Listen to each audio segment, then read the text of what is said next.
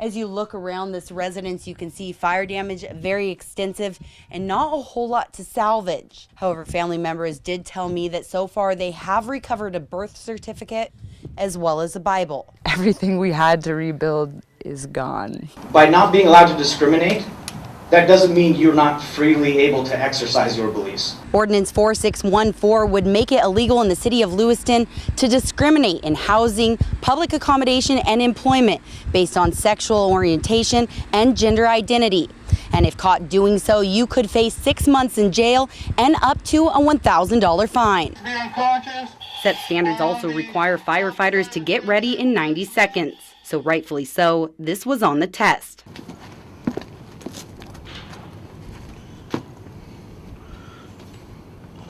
And to say the least, I could definitely use some practice. If passed, Lewiston would join 8 other cities around the state to ban this type of discrimination. However, before that can happen, 2 more readings need to happen and pass council first. Chicks and ducklings are also popular presents this time of year, and yes, while they're absolutely adorable, just like the bunnies, these little guys take quite a big commitment. The Lewiston Police Department is finding a serious problem with the grass being greener on the other side.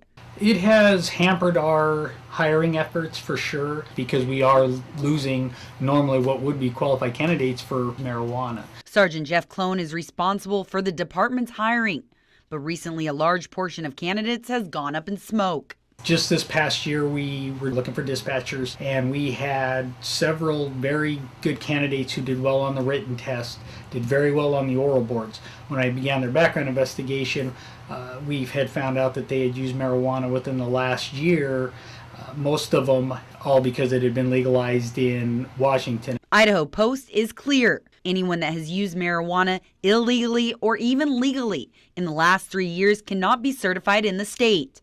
Therefore, the department can't hire you. Because even if we wanted to hire you, Post would not certify you, so you could not be a certified police officer in the state. So our policy mirrors state law. Sergeant Clone says they're now just trying to get the word out that if you ever plan on having a future here, you need to take the appropriate steps right now. Citing Second Amendment rights and safety for students, Senate Bill 1254 became law, making Idaho the 7th state to allow guns on campus.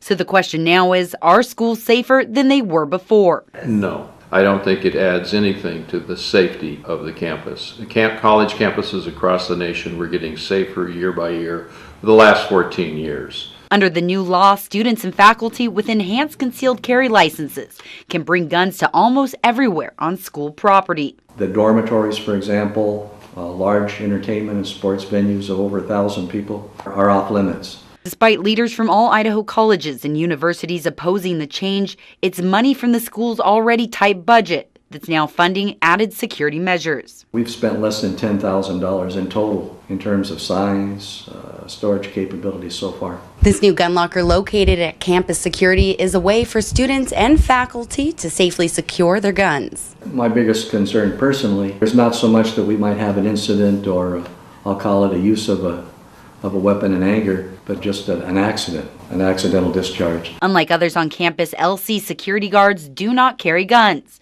However, they are receiving additional training because of the new law. Safety training, observation of behaviors of individuals, those sorts of things, and how to respond if there is an incident. President Tony Fernandez says Lewis-Clark State is and will continue to be one of the safest campuses in the state. Compared to the general population and off campus, it's anywhere from 30 to 50 times safer.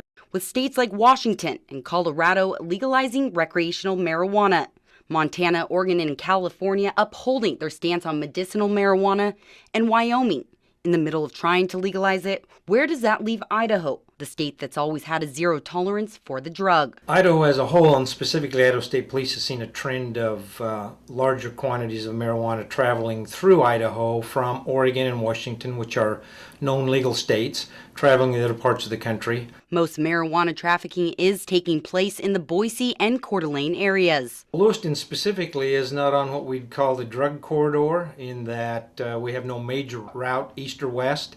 So quantities that do end up here for sale are or small. This right here looks like just your average 2-liter of Coca-Cola. However, it's far from that.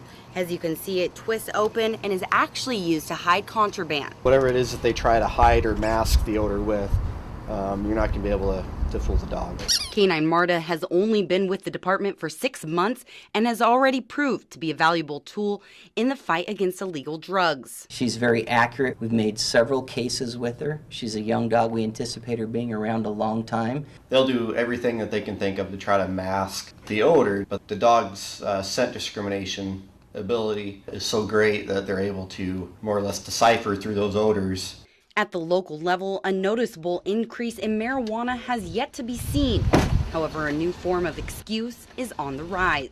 She's usually saying that they have a medical marijuana card and for whatever reason thinking that that medical marijuana card is valid in Idaho. And when the time comes for pot shops to open their doors across the river, don't plan on bringing it to Idaho, where business will run as usual. We won't add extra patrols looking for people as a result of Washington's law taking effect. It does not affect how we do business in Lewiston. Before the invasion, 70 years ago today, General Dwight D. Eisenhower said, "The tide has turned. The free men of the world are marching together. We will accept nothing less than full victory." However, that victory did come at a price. I was a prisoner of war in Germany. Our rooms was crowded, no showers. You took a bath in your helmet and cold water. A guy says, "Aren't you afraid?" I told him, "No, I'm not. You never hear the bullet that hit you." More than 400,000 U.S. military lives were lost in World War II. D-Day itself being one of the deadliest days ever for Americans in battle. But despite all of this, both military men say they would serve again. Anytime they go to messing with your freedom, it's necessary.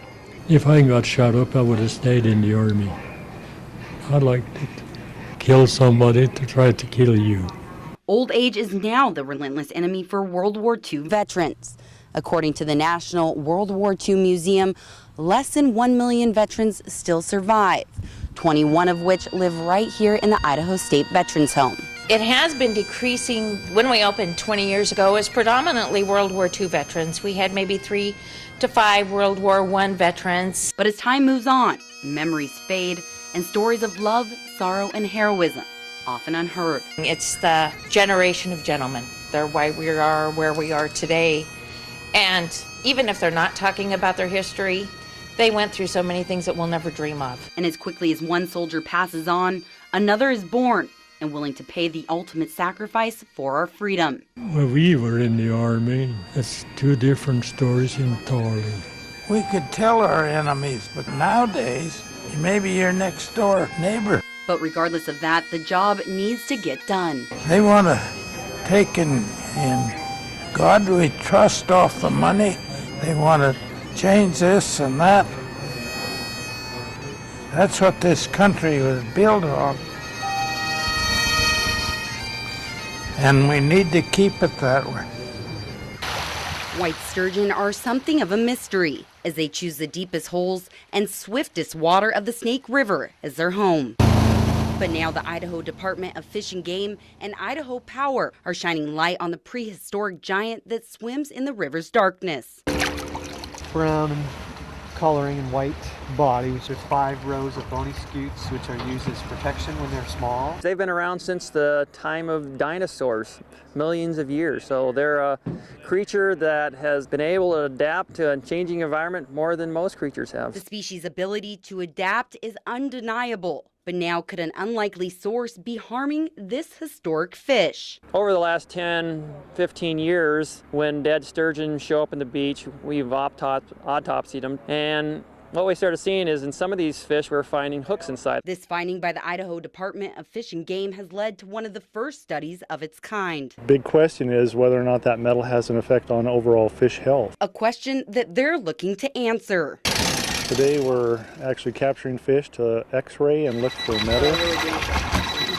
That's metal here and here. We can compare the 2 pictures and see what pieces are still there or what pieces have moved on. The field work for the hook study is expected to be completed next year. And I've always told Debbie that said, no matter what, we will come home. More money, less money, we will get home regardless. 10 months out of the year, you more than likely will find Leonard Frigno working hard here at his real estate company in Clarkston. And during the other 2 months, well, that's what you'll see in the new series Alaska Battle on the Bay. I have been fishing in Alaska since 1979. I have not missed one season since then. The boat used to fish is called the Deborah Renee, named after his wife of 32 years. And the family ties don't end there. And I fish with my sons and my future son-in-law, Mike Poyer. We also had Tyler Gilly and Chris Babineau on the boat this year. This year, however, stood out from all the rest. Well, a friend of mine in California was getting interviewed for a spot on the show. And he said, you know what, you don't want me. Call Leonard, he'd be perfect for this. With 5 cameras stationary on the boat and one guy filming nonstop, you can only imagine it took some getting used to. It's weird getting a camera up in your face, especially for the first time. But after a week and a half, 2 weeks, we started getting used to it. 1,800 captains and their crews fish on Bristol Bay for 4 straight weeks, being deemed as the most competitive fishing season on Earth. Normal day on the boat, wake up, have about 15 minutes to get ready, get your rain gear on, get on the back deck, and start fishing for as long as the fishing game allows us. And then when that's done, go deliver our fish, go hopefully get a couple minutes to go to sleep and eat, and then wake up and do it all over again. Everything you see up there is real. We're not staging anything. We get in yelling matches with guys all the time. We hit boats. I mean, it just happens because everyone's so aggressive. Everyone's trying to catch the most fish that they possibly can to bring home money for their families. What keeps you going back? I don't know. It's a sickness, I think. I love going. It's fun. Kind of the adrenaline rush, the money. Money always helps. You can catch the show tonight at 12 a.m. on Animal Planet. And I think this is a good portrayal of fishing. People that buy seafoods don't realize what we go through to catch the seafood that they end up enjoying at home or at a restaurant. Reporting in Clarkston, Sophia Miraglio, KLEW News.